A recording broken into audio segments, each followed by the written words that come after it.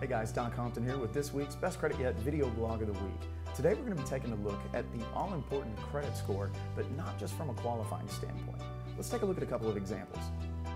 First, a borrower with a 640 credit score who gets a 5% rate on their 30-year mortgage for $150,000.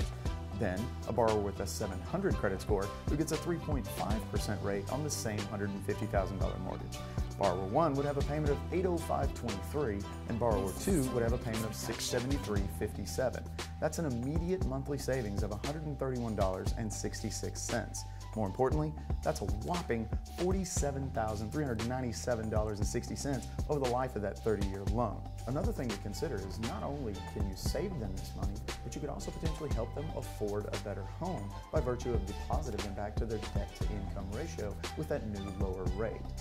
Okay, so obviously you want to see these kinds of changes on your borrower's scores and thus the impact of their rates, but how exactly do you go about doing it? Well, first and foremost, I suggest going through the credit report, identifying any outdated, erroneous, inaccurate information, either on your own or with the help of a credit repair professional. Next, I'd suggest reducing the overall revolving balances or credit card balances by as much as possible in the months leading up to the mortgage purchase.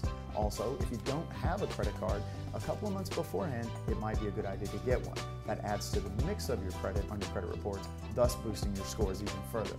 We'd like to ask you to share this video, subscribe to this channel, bookmark OmegaCreditRepair.com and OriginatorFest.com, and like our Facebook pages. Stay connected and stay tuned. We'll be giving you the tips, tools, and techniques you need to establish and maintain your best credit yet. This is a production.